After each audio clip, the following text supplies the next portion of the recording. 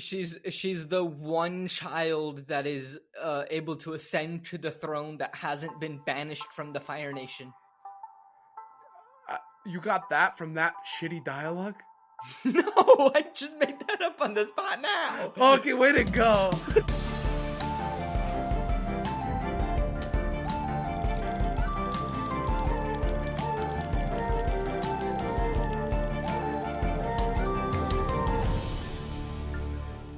Hello, everyone, and welcome to Flip the Scripts. I'm Ankit and Madhira.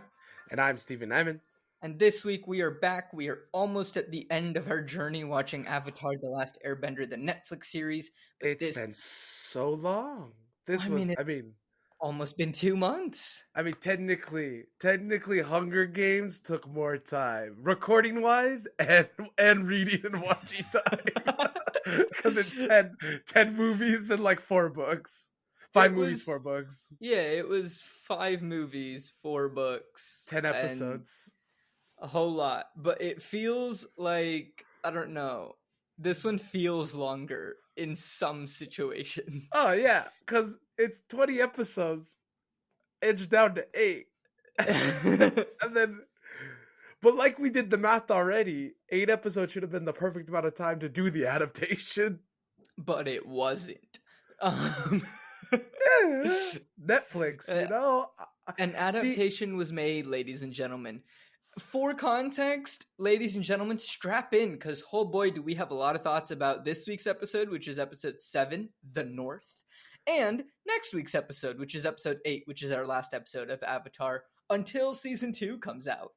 So if this is your first time ever watching Flip the Scripts, just really quick, we'll tell you a little bit about the show because we always forget to do that. So Flip the Scripts is an adaptation podcast where Ankit and I watch the original or know of the original. I mean, we watch Avatar: Last Airbender, like I watch it probably every half a year.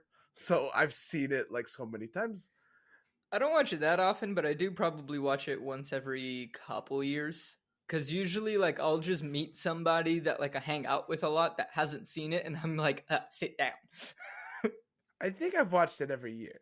I think at least a yearly basis I watch it. That's fair. But we always take a look at the, original source material, whether that is a book, which is what has been the case before we started Avatar: The Last Airbender. Everything that we've done is books. The things that we have coming up after we finish this series, we're going back to books, so we're going back to the basics. Yay. But we always take a look at the source material, and then we take a look at the film adaptation. Or in this case, it's a TV adaptation. And, Ankit and I get mad about stupid decisions adapters make, or, Ankit and I go, hey, that's fair. And so it's a lot of our opinions. It very much is an opinion-based podcast. So if you like our opinions or you don't like our opinions, thank you for the view. Thank you. And if you don't like our opinions, or if you do, like, let us know in the comments. Like, give us a reason of like, hey, I liked this take, I didn't like this take. We are open to discussion. Just because it's our opinion doesn't mean it has to be, your opinion. I did get a comment. We would love to know if you have a different one. I did get a comment from our Shining episode. Oh. So in Europe, apparently, this is a European thing. Our American whiskey is also bourbon. Yeah. So here's the other thing is we were slightly right and wrong. But 2 things. One, in Europe, this film was set in Colorado. So it doesn't matter. 2, Jack Daniels does have a bourbon, but it's not the one used in the film. Also, so our point was still valid. Well, also, American bourbon is different than European bourbon. So European bourbon is whiskey, where American bourbon is its own thing.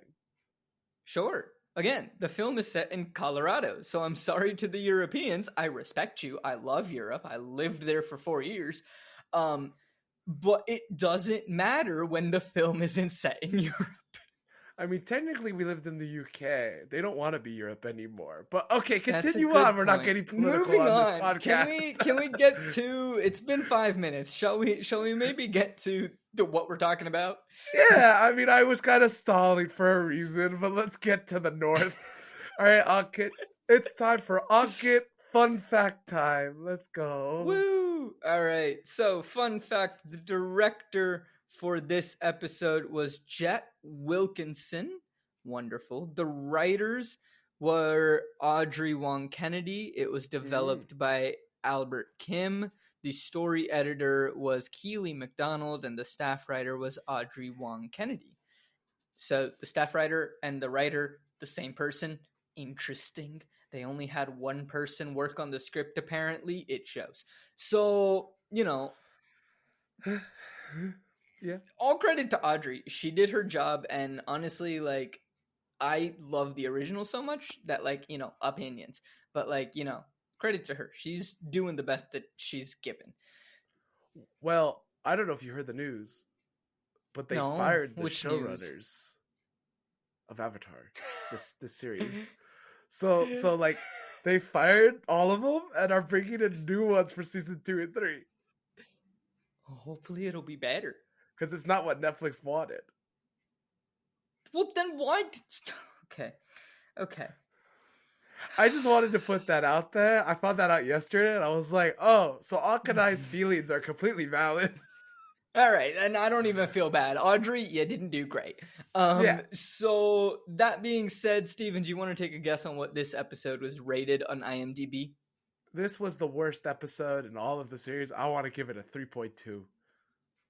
Sure, that might be what you want to give it, but we do that at the end of the episode. So no, I'm saying that IMDb probably gave it a 3, or maybe a 5. Buddy, I hate to break it to you, it's not the worst ranked episode of the series. No way. A 6? No, it's a 7.3. Are you serious? Yeah, and episode 3 and 4 were both 7s, and episode 5 was a 7.1. Gee, okay. I mean, I don't believe in these IMDb ratings anyway, because they're, usually very biased. It makes no sense of why it is a 7.3. It doesn't deserve that. It is not a 7.3. I'm sorry, it is not a C. It is not average writing. This is below average.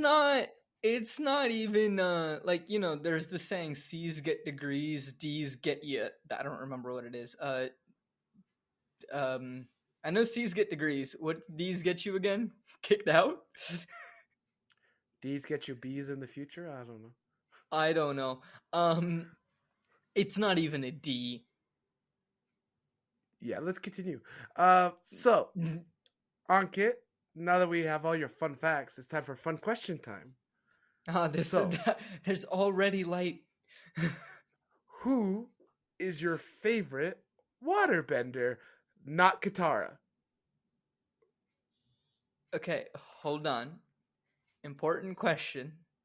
Am I going from the original series, or am I going from the Netflix original bullshit? series? The Netflix series is bullshit. We're gonna talk about why that's bullshit when we get there. But the Netflix series doesn't exist right now. The original Avatar, the actual canon of Avatar: Last Airbender. Because I swear, I think a lot of the fans are not calling the Netflix show canon because it can't be canon. It's not canon. Not Katara. Considering Katara's the main one that we see for most of it, now I have to remember who the other earthbenders or the other waterbenders are. That's why I asked the question. Why do you not tell me this beforehand? Because it's more fun to see you struggle. Okay, off the top of my head, I am going to say Paku. Fair. I really like Paku. He's very fun. We don't really meet that many other waterbenders who I think I'm like, oh yeah, I don't mind the swamp benders, but I don't consider them waterbenders per se. I consider them more swamp benders. I get it. I get what you mean. But, they're also waterbenders, but, also, I just didn't like their characters as much. They're not around a lot. There's no development for them. They're just kind of, there. That's fair. I'm gonna choose. I'm forgetting his name, but I think he's like Dude, you're the one that came up with the question. How do you forget their names? No, You it's have just time to think about this. I didn't have time to think about it. I was at a wedding for freaking 48 hours. Thank you very much. Um, the waterbender who's in charge of the ferrets, not the fire ferrets, the one who's the evil, the team they beat in the season 1 What are you talking about? in Korra. Okay, do you not? Fine. Well, no, I actually, haven't seen technically, Korra in a well, while. no. Technically, my favorite waterbender is Amon. Okay, fair. So I sorry didn't for know.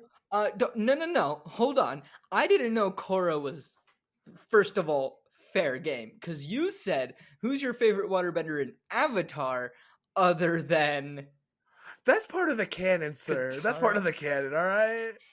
But we're talking about this series. We're not talking about Korra. They haven't done Okay. a live action If of I had to Korra. choose someone from the original Avatar, I'd choose Bloodbender Lady. Fine.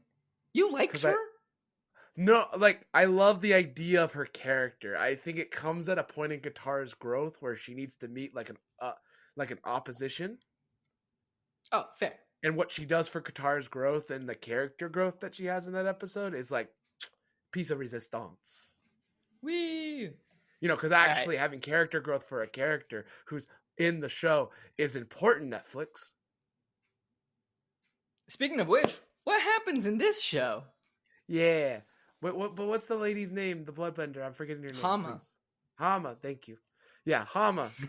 But no, Amon's my favorite waterbender in like both series, just because I love the idea of Amon. I love the idea of a waterbender who can bloodbend whenever he wants, and can use it to take away people's bending. I also just like him as a villain, and I kind of wish he was the continual villain into season 2. Yeah, Korra has problems, but we'll get to that if they ever make a live action of Korra. Well, there's one thing they could do to fix Korra. Is in my head, just really quick. I just want to say this. It's on my head. Okay. If Amon was the villain for the first 2 seasons and he worked under Zahir, and the big reveal in season 2 was Zahir was the planning all along, and Zahir was the two villains from season 3 and 4, it would have made people go, what? Because that's what Korra was missing, was a main centralized villain. This show, not the Netflix series, but this show, the Avatar series of cartoon, has a main centralized villain. This show has a dad that I'm like, I don't like you. Fair. Shall we actually talk about this show? We've been stalling for a good 10 minutes at this point. Get into the episode. Okay, so the show starts with the Imperial Guard coming to arrest Zuko. And I'm like, why? Zuko did nothing wrong. So this is where it gets really weird. They're already kind of hinting that Zuko's going to get arrested. Zuko does almost get arrested, but it's at the beginning of season 2. So that's part of like the season 2 arc. I just don't understand why they're like, yeah, let's get him arrested. Then they're like, we have to get you out of here, Zuko. So they get Zuko on a boat, and he tries to escape, and then boom goes the boat, and it blows up. Boom. It gets revealed that this was caused by Zhao. Zhao tried to kill Zuko. In the original, that is true, but he uses pirates and is sneakier about it. Also, I would like to point out that he blew up the whole bridget in the show, not a little tiny boat. Yeah. Also, he blew up the entire warship. I just want to point out the blow up thing was definitely from Korra, because the little boat had a Korra reference, kind of, because it's kind of like how. Fair. It's how. Yeah. That's all you can say. So, my issue with this moment, though, I will say, is the reason why Zhao blows up the boat, other than to get back at Zuko, is because he's taken Iroh and the entire of his platoon with him to the attack of the North. Mm-hmm.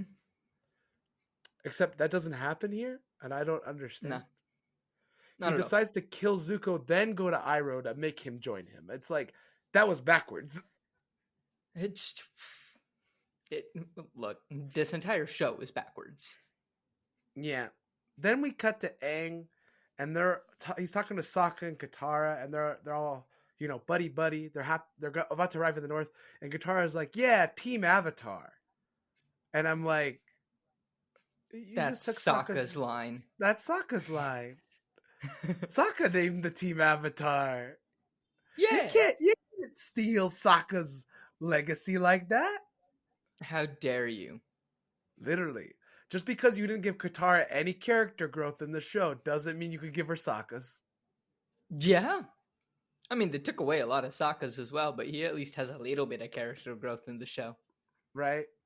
So they get to the Northern Water Tribe and they just fly in, and I'm sitting there going on like, how? Yeah. It's supposed to be like almost impossible. To be fair, in the cartoon, the reason why the Northern Water Tribe has not lost to the Firebenders is because it's impossible to find without waterbending. Right. But no, And they can just fly in. Well, no. It's not impossible to find. It's just very difficult to find. Because otherwise, how does Zhao actually find them in the original, right? Like, it's possible to find. Like, people know where the location kind of is, but there are so many glaciers and so much ice around that, like, you take one wrong turn, it's like, oops, I don't know where we are anymore. But, like, they're like, Exactly. look, we know we're in the vicinity, but, like, where is it? So they arrive in the Northern Water Tribe and they see the building, and Aang has a vision of the attack again, and I'm like, this is great. You're just referencing an attack that we know will happen anyway, but also this is not why Aang is at the Northern Water Tribe. Aang and Katara are there to learn waterbending. That's been their whole goal, but they're not there to learn waterbending in this show at all. This is not the point. Dude, it's my biggest gripe, and we'll get there in a moment. So then we show up and we meet Arnuk, and who is, of course, the chief of the Northern Water Tribe, who is related to Korra. He's related to Korra? Yeah, because her dad is technically the next in line to be chief of the Northern Water Tribe. I didn't think that they were related, buddy, because I don't think Arnuk has another kid after Yue. I mean, in this show, he doesn't even have a wife, so he can't have another kid anyway. Yeah, so originally, I don't know if they were like that, or like if Korra's dad is a and like Korra's family that inherited.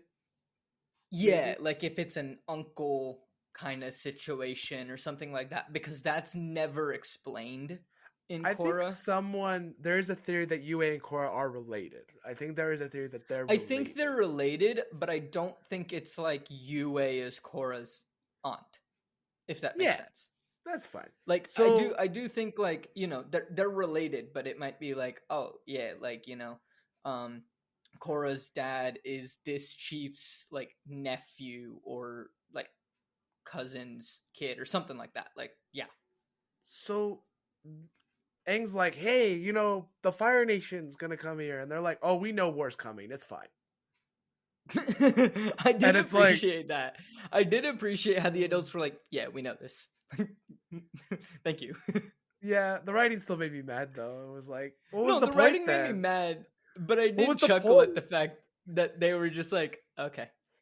Because that was Aang's whole motivation to get to the north. So as soon as they're like, oh yeah, we know, Aang could have been like, cool, yeah, uppa, yip, let's get out of here. Let's leave. So then we cut back to Zhao, and he's talking to Iroh, and he's like, I know, but it's Ozai. Ozai killed Zuko because he's a dumb man. And he's trying to kill his own son. And I'm like, Zhao's honor. Now, like, can we talk about Zhao's honor? Now, Zhao does do dishonorable things in the show. We know this. Yes. But Zhao's honor to the Fire Nation. This is the thing that like holds his character to the core. He would never shit talk Ozai or the Fire Nation. No, he is. This made not even to trick Iroh. And Iroh's not fooled by this. Literally, and also you could have just been like, it was pirates and left it at that. Yeah. That's all you need to say. I mean, you could have even been like, oh, there were these bar people that hung out with this person named June that blew up the ship. Because you didn't give her Literally enough anybody money. other than Ozai. Yeah. Screw it, you could have even said Azula wanted him out of the picture and it would have made slightly more sense. Not much sense, but slightly more sense. I mean, it does in season 2. Let's keep going. So Zhao says he's going to the north to take down the water tribe. And I'm like, cool. Yeah, that makes sense. You know, that is what happens in the show. But my other thing about this is this Zhao has no battle experience. None. This Zhao doesn't have any combat experience. He's not trained by John John. So he has no reason to be the admiral in any way, not even with Azula talking in Ozai's ear. He has done nothing this entire series. Actually done nothing. The biggest accomplishment that he has had is he captured Aang from Zuko after Aang was already captured. Way to go, Zhao. And then lost him, like literally in the same and then episode. Lost him because Zuko was like, screw you. Oh, you mean the Blue Spirit? Zuko. Yeah. Cut to Azula sorry. training in front of her father. One thing that I'm really missing from Azula, and this is the one thing that I'm very confused about, is she keeps using orange fire in the show. She's supposed to have blue fire. I don't understand why they don't have her blue fire, because that's something in season 2 that made everyone go, what? Because we never thought, for those who don't know science, blue fire is hotter than orange fire. Fascinating. Well, for those who don't know, this. I know you know I this. did know this. But for our audience who maybe didn't study science or forget chemistry, or maybe never took chemistry, blue fire is hotter ladies and gentlemen, think of a Bunsen burner. If you've ever seen a Bunsen burner, the flame is blue. So the thing is, Azula's fire is hot and focused, and she's really good at control. That's what makes her so threatening in season 2. She is a prodigy, but now she's not in the show because she has to be it's just weird. At least she's training Katara. Katara's character over these next 2 episodes, ladies and gentlemen, is going to get bashed a lot. So just, if you love Katara in the original, I'm sorry to break it to you, this ain't Katara. No, so Ozai's like, oh, you didn't do a good job against that guy, and he leaves, and Azula's mad, and her acting is terrible in this scene. I'm like, she has no way how to act this, and she's like, I'm the one, and it's like, you're the one of what? Like, this dialogue was dumb.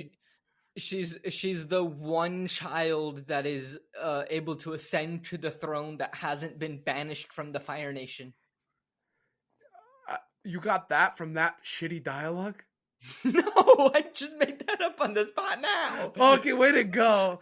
So she was already losing. She's already losing it as well, which I'm like, Azula is so cold and calculating.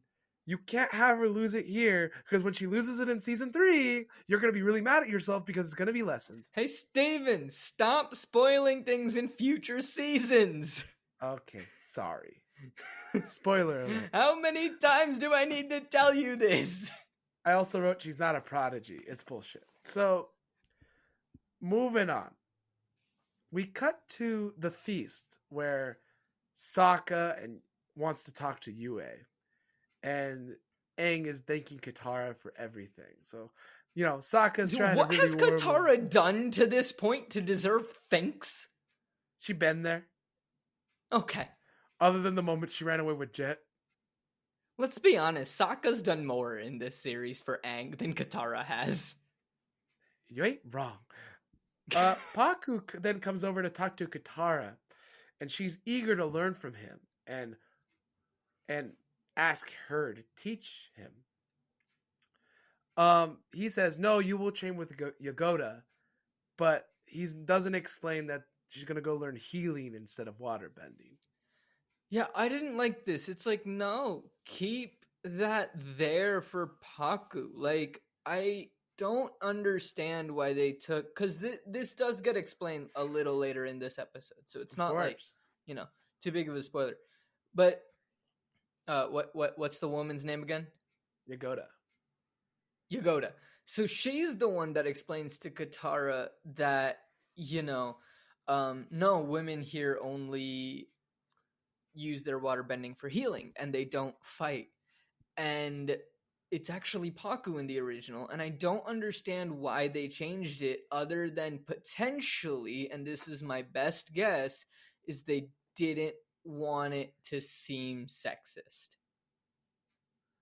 But the thing is, okay, the Northern Water Tribe is a patriarchal society, where the Southern Water Tribe was a matriarchal society. Like, that's the difference of the two cultures. It's important Right. to show a culture that might have backwards thinking, then that gets overcome by Katara. You don't Whereas, need like, you don't it need I mean, like, no one's gonna be like watching the show and go, "Oh, that's a sexist idea." No, that's their culture. Literally, Paku in the cartoon goes, "In our tribe, women do not learn how to use waterbending in combat. Like, I will not train you. I will train the Avatar because I need to train him, but I'm not gonna right. train you. Go learn healing from Yagoda." And it's just like, I don't get why they took that out of Paku's character. Like, why did they have to remove it? Because then they're changing the patriarchal society. That's just the way the society works in that culture. I And also it, think and like you that the said, backwards thinking, sure, but like it's more powerful if then Katara overcomes the backwards thinking and is like, hey, like you guys need to evolve. Like, wake up. yeah, and that doesn't happen in this show. So then, before we have time to think about it, because we know why she's going to go train with Yagoda, but she doesn't know. So we'll get there. So Sokka and Yue are in the kitchen now, and she's making ice cream with water bending. She's not a waterbender. So they decided, the showrunners decided, in all their mighty glory, in their best writing they could, to rewrite Yue's character completely. This is not Yue from the TV show. If you're expecting the soft princess who loves her people, who sacrifices for her people, but still is a soft princess at the end of No, the day. nah. She ain't around. No, this is a She Mulan she ripoff. disappeared. She's a what? A Mulan ripoff.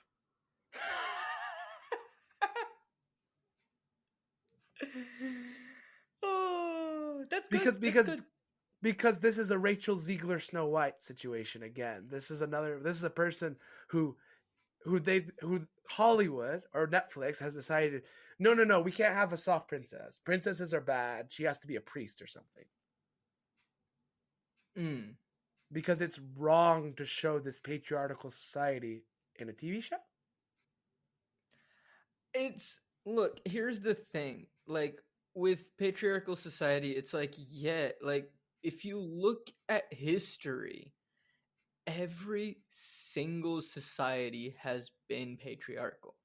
So True. like, I don't think showing it in a show and then having the women be the ones that are like, nah, like, times are changing. Like, you need to evolve. Like, thinking this way isn't going to help us anymore. Like, we need to grow and evolve. And it's like, in the original show, you see that with Katara overcoming Paku. You see that with Yue having to be the strong one and deciding on her own and not for whatever other weird reason that happens in the next episode, and like all of that weirdness. Like, it's their own choices that actually save the day, and not Yeah.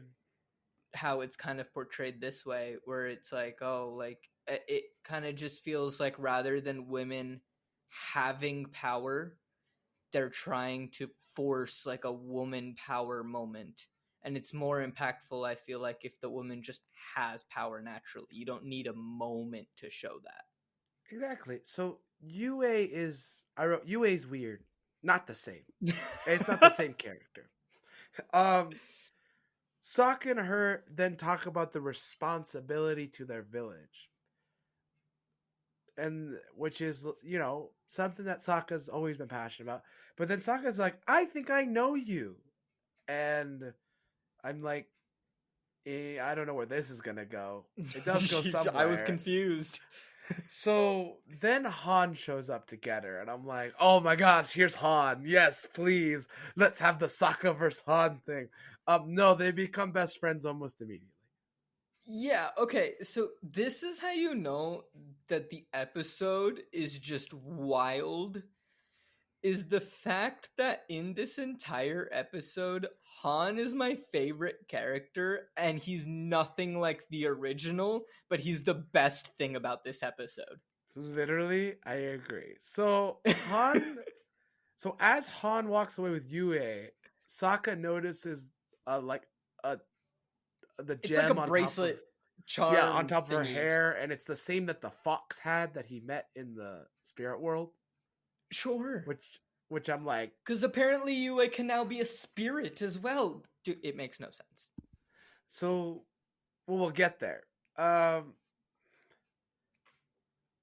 And Sokka is then taken away by Han, and he wants to tell them about the world.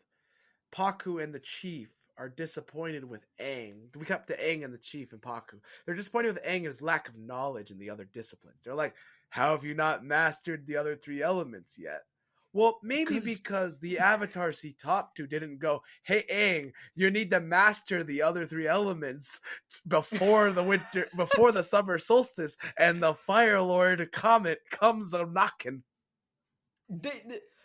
Nobody has told him that he needs to learn the other elements. Also, in episode 2 of the cartoon, he goes, oh no, episode 3. I'm sorry, episode 3, because this is in the north. This is the Southern Water Temple. He goes, I think at the end of that episode, he goes, well, I guess we can just keep going around, but I guess I'll go learn the other three elements while we're doing it and having an adventure. No, and they say, I think at the end of episode 2, Katara's like, well, according to the legend, you have to learn water, then earth, then fire. And so they're like, okay, cool, like, let's go to the Northern Water Tribe. We can learn water bending together. I'm just gonna say my biggest issue of the episode now, if that's okay. I think you know what it is. Yeah. Aang at no point in this episode even mentions learning waterbending, because apparently for the Avatar, learning waterbending isn't important. I mean, he doesn't learn waterbending in this season at all in the book 1 of called Water. Yeah, he doesn't learn it at all. Not even to the point where, like, Katara tries to teach him a few moves. I don't understand. So, it's almost like the first book of Avatar Last Airbender is all about him learning each element, why they're called water, earth, and air. Water. It's fire. Water, earth, and fire, my bad. And you call yourself a fan. Fake fan. I had a Freudian slip. I apologize. I will not accept your apology. Moving on then. So, I'm like, yeah, I literally wrote, that's why he went to the water tribe. Katara shows up at her healing hut, and where she's going to learn healing, and it's just her and Yagoda. There's nobody else there. Oh, there's a few people in the background, but I'm like, the healing class that shows up to is supposed to be surrounded with little kids trying to learn healing as well, and I think it's a really funny moment because even the little kids learn healing in the all culture. The comedy is just gone. Like, yeah, all the comedy is gone. And then she's talking to Yagoda, and Yagoda tells Katara that, women don't fight. We're trained to heal. That's all we're doing. Yeah, that whole conversation happens. But also, Katara on her necklace is the betrothal necklace that doesn't get talked about in this. Nope. So Katara's necklace, just for everyone to know, is a betrothal necklace. In the water tribes, you make someone a necklace and you give it to someone, and that means you're betrothed. This is her grandmother's necklace, because her grandmother is from the Northern Water Tribe. We'll talk more about that when we get there. But It's Yeah, another thing okay. that I I was don't like, understand. are we not there? But yeah, this is where she finds out that it, you know, was her grandmother's necklace. And actually, this is actually where she technically finds out that Gram is from the north, because Katara didn't know that. Like, and she was friends with Yagoda, and Gram ran away because she had an arranged marriage and she didn't love the person that she was supposed to marry, so she ran away. So cut back to Sokka and Han, the best of friends that ever could be, right? Right? Honestly, here's the thing, dude. They changed Han's character, and for the first couple scenes, I was like, what the hell? But then after that, I was like, all right, considering the fact that this is the best part of the episode, I'm actually kind of here for it. I mean, I like them being best friends. It's funny, because It it's was a like good two. time. It's just two guys. And then he was like, "What about Yue?" He's like, "Well, I was betrothed to Yue, but it got broken off by her." And my when he said that, my mouth went. And that's the Yeah. minute I went, "Okay, listen, Netflix. You could have a strong female, and she can still be betrothed to a man." You're taking the water tribe's culture and you're just shitting on it. You're not letting, like, it's okay if it's not our culture. We've grown from that, Netflix. You can show us how we've grown, but let us see where we've come from. If you don't show history, we're doomed to repeat it. You're not wrong. I just the only reason I'm this is laughing this is is this because you Netflix's said water that tribe. Netflix shit on it, and I don't even think Netflix shit on it. Netflix looked at the original, rolled it up into a ball, threw it into the flames, and just said, "We're gonna write something different." Oh, I don't get it.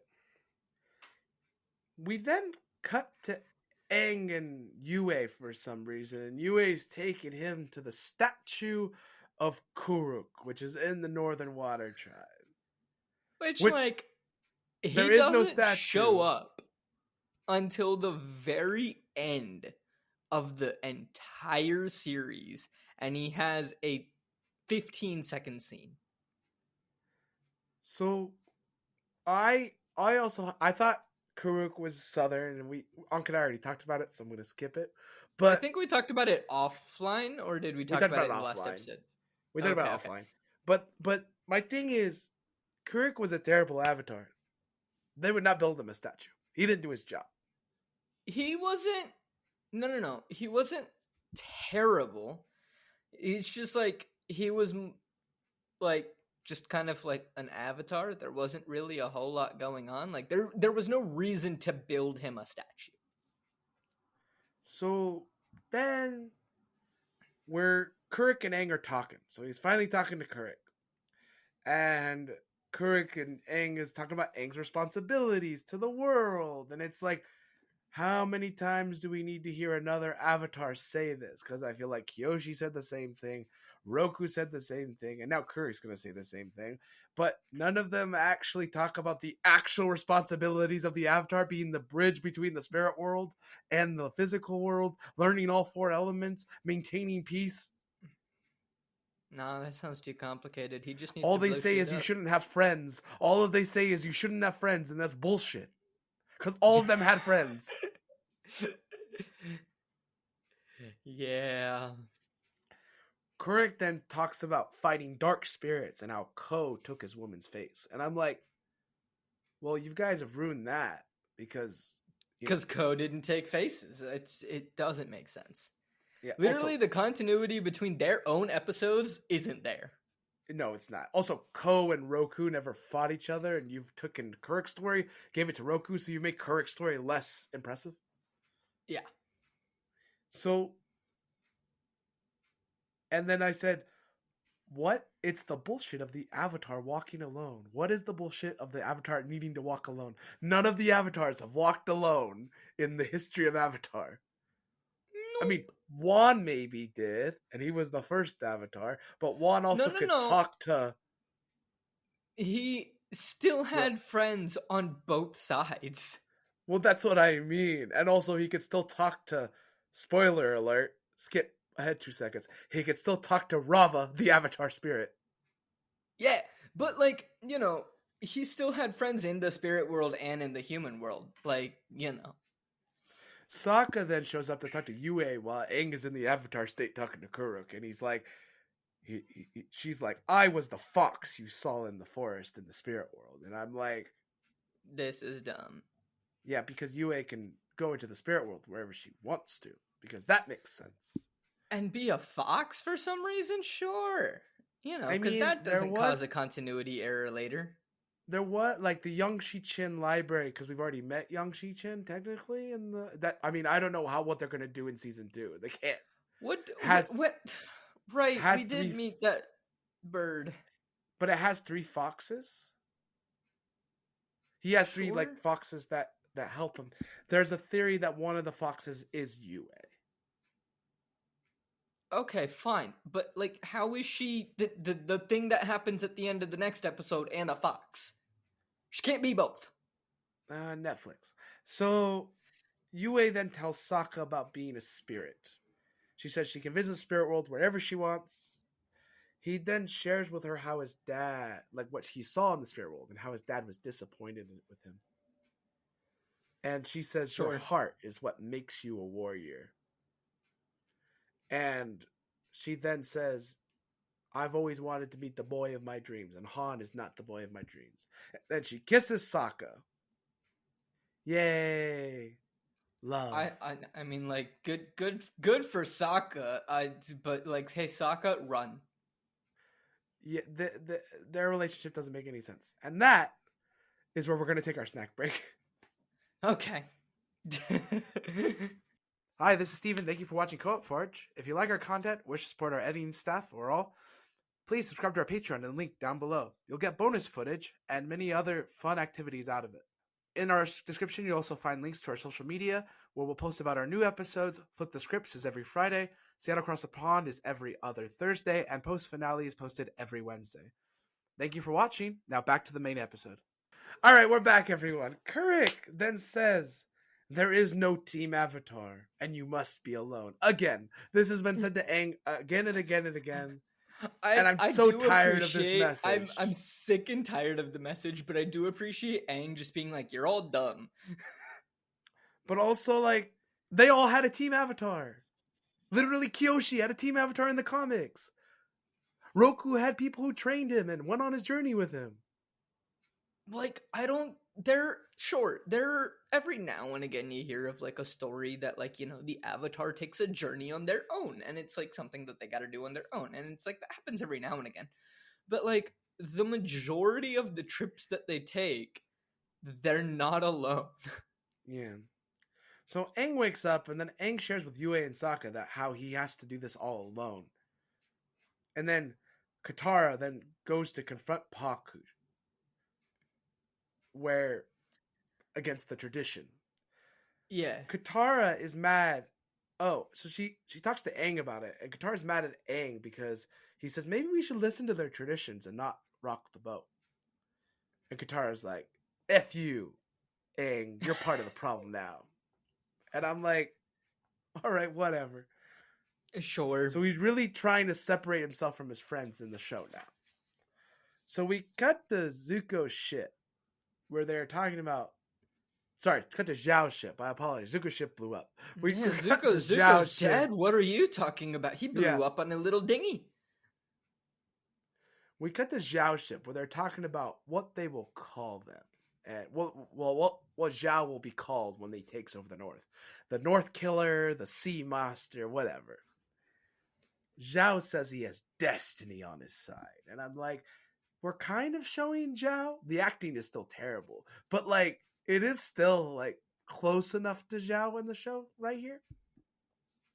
He says he only took until towards the end of episode 7 to get a glimpse of the original Zhao. Right. But this is where he's not Zhao. He's like, I have a scroll. And says, this is destiny. And I'm like, number one, Zhao would not show that scroll to anybody. No. Number two, Closely guarded secret. What up with this bullshit? Um, And how he found Then- it, extremely dumb. then Iroh leaves and he runs into a Fire Nation guy, and oh look, Zuko's alive. He's just in a disguise now. Which is true. Which is true And to he's the not original. We'll injured give at him that. all from the explosion from Zhao. I mean, he wasn't in the original either.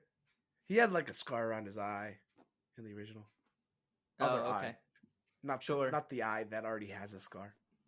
Oh, really? To be I just clear. thought like he had an extra line on that scar. I mean, that's how I would have You know. done it. Yeah. Yeah. It's like, hey, here's a new hidden detail.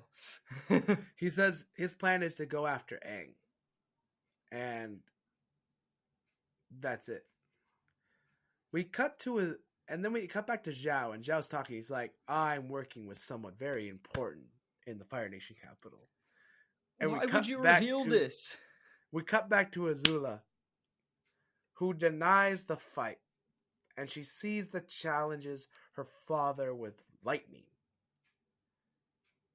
Number one, Azula would never disrespect her father like that, because she is the prodigy child. Also, he wouldn't test her like that because she is the prodigy child. And number 3, he already knows that she can produce lightning. Why is he surprised by this fact? And number 4, I hate these Azula scenes. 2 things. 1, they're not even supposed to be in the season. Why the hell are both of these characters in this season? Zuko and Zhao are the big bads of season 1. You don't need anybody else. It's Zuko and Zhao. Azula's a good reveal in season 2. Azula's a great reveal at the end of season 1. Well, that's true. It's a good reveal, but they ruin the reveal by revealing her too early. Yeah. So we cut back to Sokka and Katara, and they talk about how she's going to fight and challenge Pakku. And he's like, go for it. And I'm like, why can't she just do it? She doesn't talk to Sokka or Aang before she goes and does it. She just does it. We've wasted 2 scenes of her telling people she's going to go do it. It doesn't, again, like, just show that the woman has power. You don't need to explain to us that she should have power. Sokka then tells her to go kick his ass. So, which I laughed at because I'm like, she's had no training, right? So she gonna lose. Yeah. So Katara then challenges Pakku and water whips him.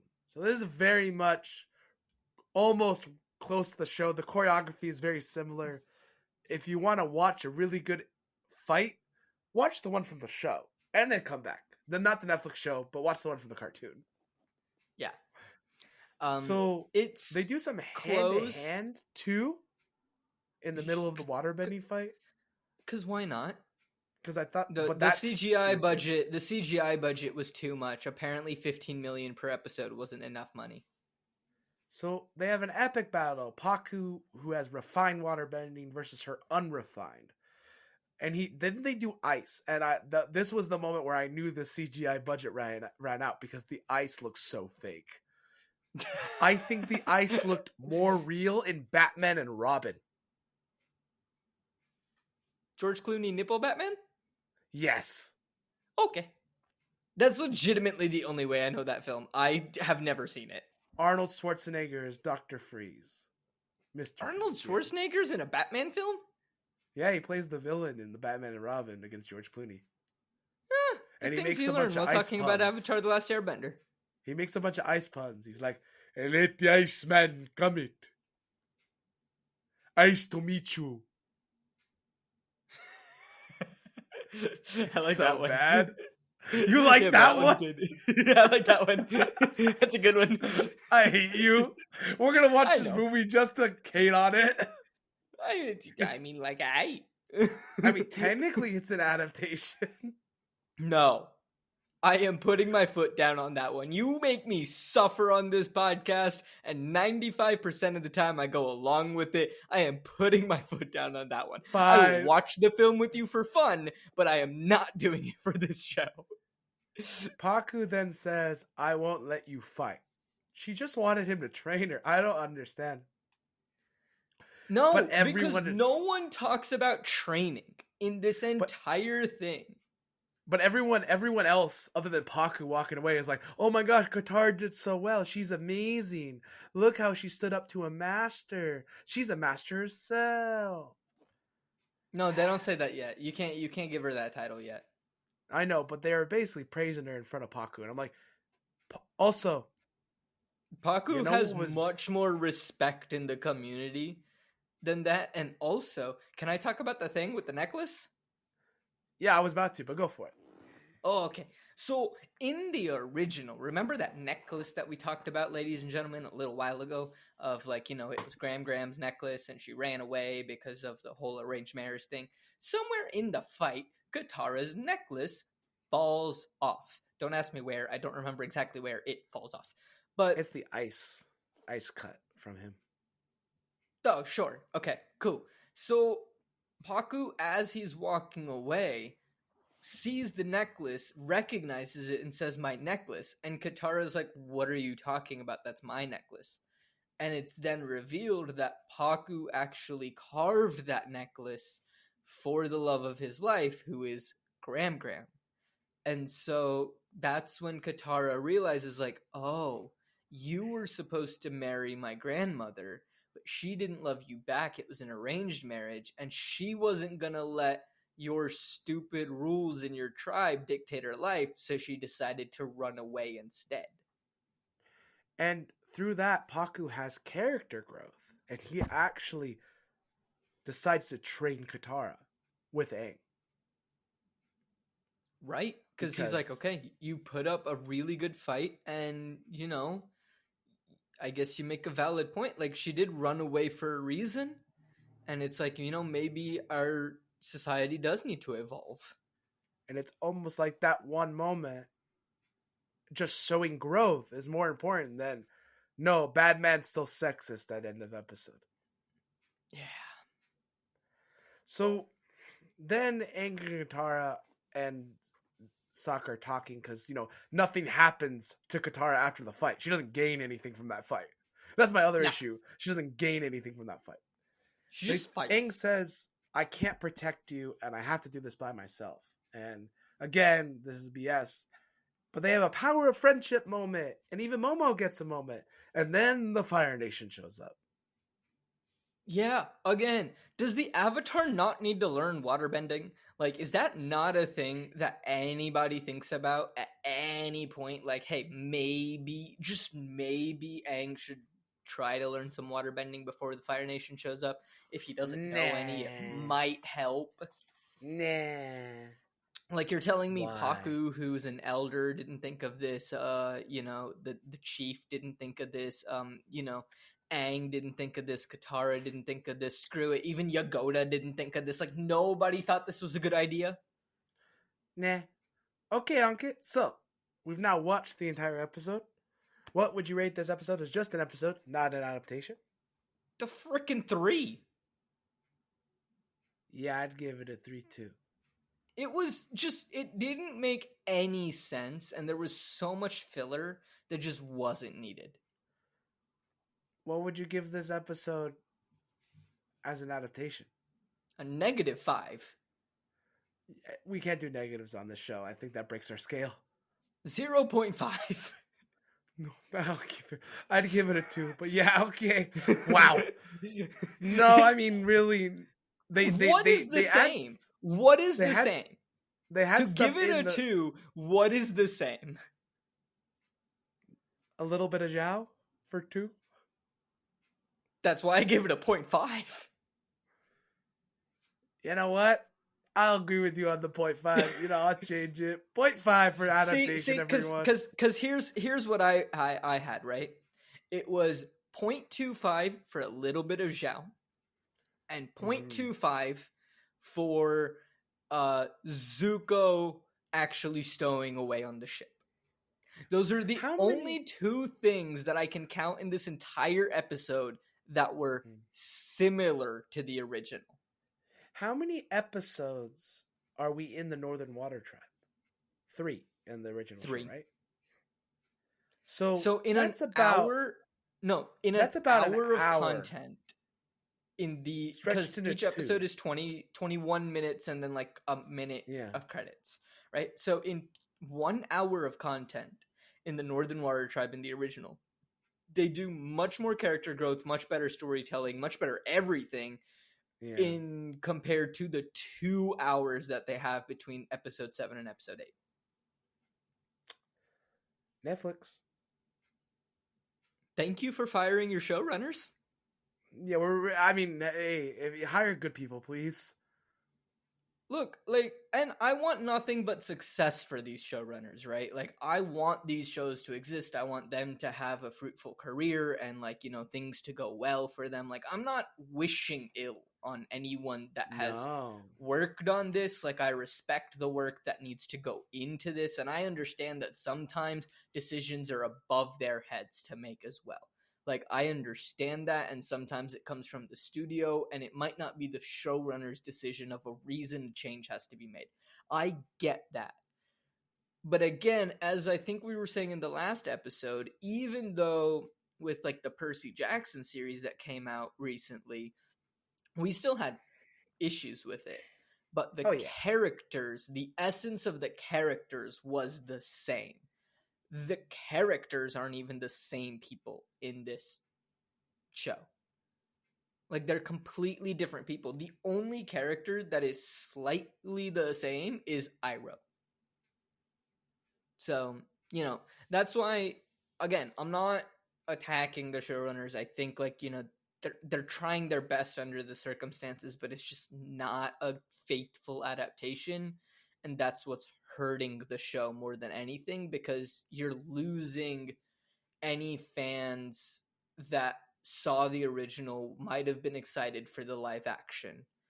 I want to say that as bad as the M. Night Shyamalan movie is, and again, if you listen to the first episode, I have denied it exists for a very long time, so I don't remember this well. But I feel like it was a more faithful adaptation in terms of the characters were essentially the same people. Storytelling and It's just everything, the acting. sure, whatever. Just the acting was bad. Storytelling, like the speed of it, like maybe it doesn't work as a film. That's all a separate issue. But like, I think the essence of the characters is the same. Whereas in this, the essence of the characters isn't there. My issue, and this is definitely like comes from like what the show keeps doing, is because they're changing things and they're not thinking things through for all 8 episodes completely. Because what Brian, what they did, what the creators of Avatar did, the 3 of them, really well, is there's no plot holes in the first season or second season, I believe. There aren't really many plot holes in the whole series, to be honest. But they made plot holes in this Netflix show that are very apparent. Like, where's Aang's glider? And it's because they change the story and they don't think about what that change does to the rest of the narrative. It's kind of like Oda in One Piece. Now, this man has written over 1,000 chapters of a manga, and there have been 0 plot holes. Yeah, it's like things might be left unsaid for, I'm just taking this as an example, right? Like, don't take the numbers per se. But like, something might happen, in manga number 285, and it might not be resolved until manga number 700. But and there this man has never read One Piece, and he is so much more correct than he even knows. I've never seen it. I've never read it. I know nothing about One Piece other than I think it has to do with pirates. Literally, I read the last chapter and I went, oh, that connects all the way back to this chapter way long ago that I read 10 years ago. Right. Like, and that's the thing. Like, you don't have to leave something. You don't have to say it, but like, just have an idea of like, all right, like, will this logically work in the storytelling? Yes or no? And maybe you never revisit the idea, right? You might never come back to it. But it's just like, look, if whatever I'm having planned to happen, like, you just have to remember what you have done as you're telling the story. It's like, okay, like, that's already happened. Like, I can't do that because then that'll cause this plot hole. So I need to, like, fix something so that there's no plot hole. Yeah. All right. Sounds good. Let's end it here. This is the end of our 7th episode of Avatar, so the penultimate episode. We're about to head into the final episode, episode 8. Legends. Oh boy, ladies and gentlemen, it's an episode, but yeah. And when we're done with the next episode, we will rate the entire series. And so next episode, we will finally have Rotten Tomatoes ratings for the series, because Rotten Tomatoes does it series-wise and not episode-wise. Yeah. At the end of that, I also would like to point out, one of my closest friends, who's the biggest Avatar Last Airbender fan, probably like the biggest I've ever met. They even have Avatar Monopoly that they made, homemade. Oh. And it's so fun. You buy the phrases and stuff and towns. Nice. She said she watched the first 2 episodes and couldn't continue watching. Look, I'm going to be honest, ladies and gentlemen. If I wasn't doing it for this podcast, I would probably be in the same boat. Because why would I? I'm just going to go watch the cartoon. I'll just go watch 20 episodes of the cartoon and be happy. It's honestly about the same amount of time, and it's better. But that being said, we do still have 1 episode to talk about. I promise it won't be just us completely crapping on the episode. But, you know, you'll have to tune in next week to figure out what's there. Let us know what you think. If you think our gripes with the Netflix series are valid, what would you rate it as, you know, just an episode? Did you like it? Did you not like it? What do you think it is as an adaptation? Do you agree with our abysmal rating of 0.5 or what? We would love to know. Let us know in the comments. If you've gotten this far, please do like, subscribe, and make sure you hit that bell icon as well to get notified. We have episodes coming out every week. So, Friday. We hope you tune in to us next week. And until then, we'll see y'all later. Thank you so much for listening. Bye now. Hello, and thank you so much for listening to this episode of Flip the Scripts. Flip the Scripts is created, hosted, and produced by Ankit Madhira and Stephen Nieman. Our editor is Sebastien Hollich. The art is by Kshitija Madhira, and the music is by Sebastien Hollich. If you like the video, you can click to listen to the next part, or if it's not out yet, you can find one of our previous episodes.